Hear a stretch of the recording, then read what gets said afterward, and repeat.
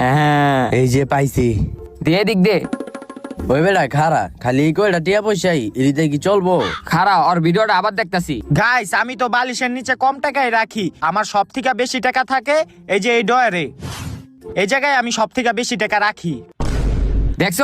আয় আয় খোল এটা। ল তাড়াতাড়ি ল, বস্তার ভিতরে ভর। ল তাড়াতাড়ি ভর।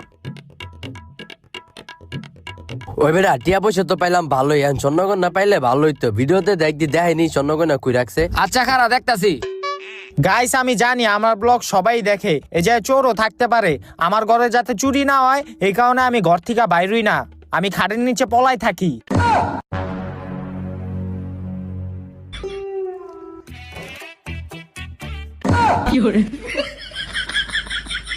তখন কত বড় সাহস তোরা ব্লগারের ঘরে চুরি করস?